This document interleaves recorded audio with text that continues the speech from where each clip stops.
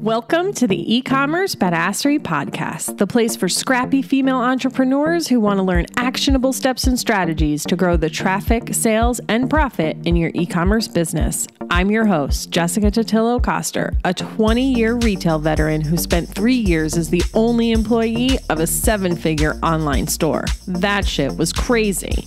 I know exactly how it feels to do all the things, and I'm sharing everything I learned the hard way so you don't have to. I may have started this business by accident, but supporting badass bosses like you lights me the fuck up, and I am so stoked to see you grow. Are you ready, babe? Let's roll. Welcome back to the eCommerce Badassery podcast. I'm your host, Jessica Totillo-Coster. Since I've been working with e-commerce entrepreneurs like you, one of the most common struggles I see is around creating an email marketing calendar. So I'm super excited to dive into this with you today. And I definitely recommend you grab a pen and paper if you can. Today's conversation is going to be mostly high level. So if you want more information about the actual content to put in your emails, check out episodes 31 and 32 of the podcast for some specific content ideas. The link for those episodes are in the show notes. They're going to come in handy when you have some holes to fill up in your email marketing content calendar. And one other thing I want you to keep in mind, it'll be much easier to map out your content when you have a general sense of how many emails you're going to send per week. The right number for you will depend a lot on your product, the size of your list, your bandwidth, etc. But at a minimum, try and send 1 email per week. You can do more if it warrants it or if you have the capacity to do so. You can even send up to 4 or 5 emails per week if it makes sense for your business. But like I said, there are a lot of variables that go into this decision, so at least start with 1 per week.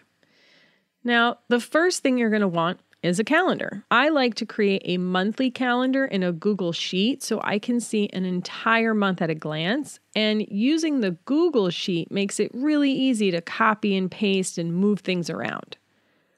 Once you have your topics laid out, you can then transfer it into a project management tool if you have a process you use with your team or you just want to better manage your own due dates and tasks. In terms of how far in advance you want to plan, you can start off just doing monthly plans and then work your way up to quarterly when you're in the swing of things. And remember, nothing is set in stone.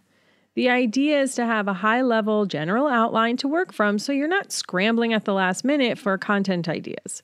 So while I do suggest you have a rough idea about the content you're going to send, you don't necessarily have to create everything right away.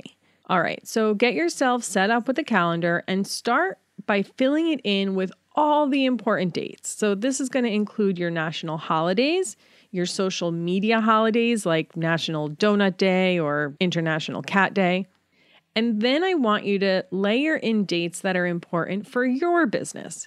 This could include new product drops, any virtual events you're holding, and if you have weekly pillar content like a blog post or a live video. Anything that's pertinent to your business specifically. So for example, if you drop a blog post every Tuesday, you can automatically fill that in on your calendar to share the post with your email subscribers on Tuesdays. If you know that you're dropping a new collection of items on a particular date or launching a new marketing campaign like for Valentine's Day, go ahead and add that to your calendar as well. Then figure out which holidays, national and social media, make sense for your business. Maybe you're going to have a sale for President's Day, or you've got products with donuts printed on them and you want to feature them for National Donut Day, or maybe you're just super obsessed with donuts and that's kind of part of your online persona, and so you know that you want to talk about it. Once you've got all of these dates marked on the calendar and you know which dates you're going to create content around, then you can start plugging in the actual emails you're going to send. Start out with the obvious, like the emails you're going to send on the actual day. This can be the pillar content like we mentioned and the actual holiday or promotional kickoff. But some of those mini campaigns are going to need more than 1 email to really make an impact. So start reverse engineering what additional emails you want to send. Let's use a new product launch as an example. Just showing up in their inbox on the day the product is live might not be enough to really catch their interest. You'll want to prime them ahead of time and get them excited so that when the new product drops, they're already warm and ready to purchase. So how do you do this? By teasing them early. 2 weeks is a great time frame to get people's interest peaked. You don't want to do it too far ahead, otherwise they might lose interest or get fatigued before the product even launches. Now, if you're a brand new business and haven't even launched yet, then you'll definitely want to start further out. But in terms of a new product in an existing business, let's lay out what a 2-week product launch period would look like for email marketing. Start with a pre-launch email 2 weeks before the product is going to drop. How much information you put in this email is really up to you. Maybe you want to reveal the product completely, but maybe you just want to hint at what it is. Teasing them just a bit gives you a great opportunity to engage your audience and make the launch process fun and drive engagement. For example, you can post about it on social media and ask them to guess what the new product is. Or you can ask them to reply to your email with their guess. Pro tip, when someone replies to your emails, it's a great engagement signal to the email service providers that your subscribers really want to read your emails. So you've got the first email you're going to send and then the one you'll send on the day it launches. But what about the 2-week period between those dates? How often do you want to repeat your message and what else can you say? Some of this is going to depend on the overall engagement of your list, but let's lay out a rough plan. So the first email will be your initial pre-launch email where you tease the product. I would also resend this email 2-ish days later with a new subject line to whoever didn't open it the first time. So email 1 is going to be your pre-launch email where you tease the product. Then 2 to 3 days later, you're going to resend that pre-launch email to anyone that didn't open it the first time with a new subject line. Then the following week, I'd send 2 more emails. Who I send it to is going to depend a bit on the engagement I'm seeing from the list. The more engagement, the harder I'm going to lean in. For instance, let's say I've got a group of people who have opened 2 of the 3 emails that I've already sent about this. I'm going to continue sending to them because they've shown me through their behavior and the data that they're interested in what I have to say and want to learn more. When it comes to my non-openers, I'm still going to try and resend those messages with new subject lines on a different day and time to see if I can get them to open. But if I've sent them 3 emails at this point and they haven't engaged with any of them, it might be time to back off. I will, however, still send them the actual launch email when the product is available. I honestly make the majority of these decisions in the thick of things as I'm getting feedback through the data, and there's always a little bit of intuition at play as well. I always start with a basic framework that I'm going to follow, but if the numbers are showing me something isn't working, I'll back off, and if the numbers are good, I'll probably lean in more. Email marketing is part art, part science.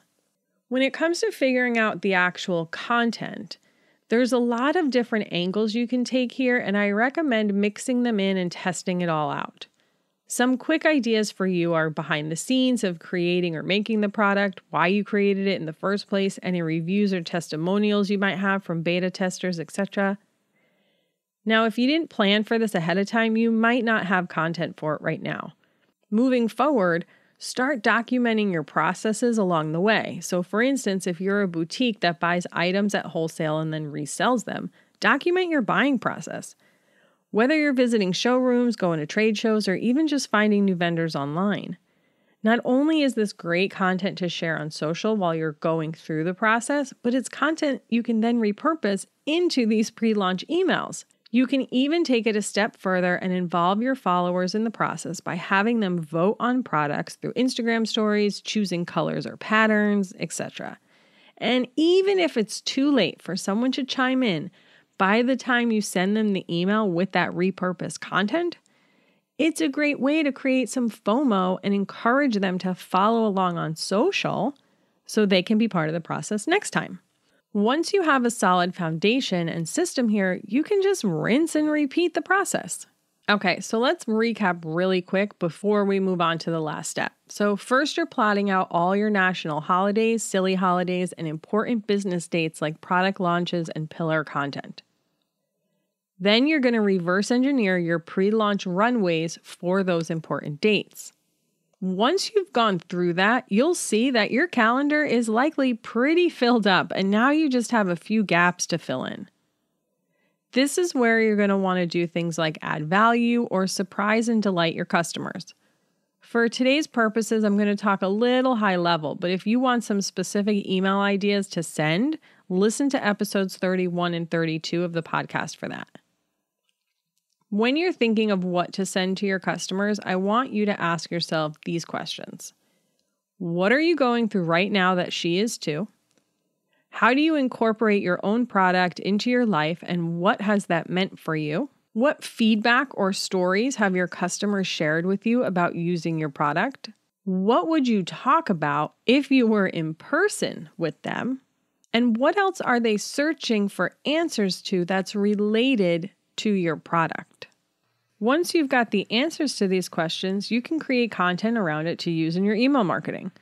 Going back to your calendar, you can then just add these topics to the weeks where you don't have anything else particular to send. By the time you do all of this, you might figure out that you're even sending 2 to 3 emails per week, and that could be a really great thing. If you're wondering the best day to send these emails, ultimately that's going to take some testing. But I would look at the days where you have the highest sales volume and start there. That data is already telling you when your customer is most likely to buy. Okay, so what's the moral of the story today? Here's the biggest takeaways I want you to have about creating an email marketing calendar. Plan ahead. This is going to make your life so much easier. If you've been listening to me for a while, when it comes to planning anything in your business, I always encourage you to just start with the important dates. This is going to create an outline for you to work from. 2, don't be afraid to repeat yourself. When we talked about the pre-launch of a particular product, we're sending multiple emails about this one particular product or collection. And 3, add value. Not every email has to be about the hard sell. So when you don't have anything specific going on in your business, just focus on having a conversation and connecting with your audience. How are you feeling right now? My hope is that you feel excited and empowered to go sit down and create your own email marketing calendar because you know it's not as hard as you thought. If you enjoyed this episode, I'd love for you to screenshot you listening to it and tag me on your Instagram story. That type of feedback lets me know you're finding value in my content. And if you really want to do me a solid, I'd love for you to rate and review the show on Apple Podcasts. And speaking of content, if there's ever anything specific you'd like me to cover on the podcast, DM me on Instagram. I'm always open to hearing ideas from you because, babe, I do this for you. Okay, e-commerce friend. Thank you so much for hanging out today. I hope this was helpful, and I will see you on the flip side.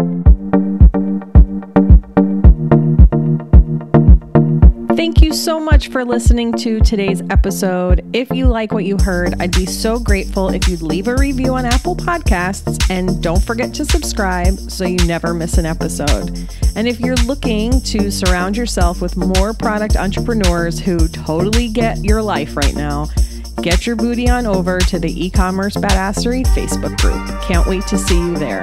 Until next time, e-commerce friends, stay badass.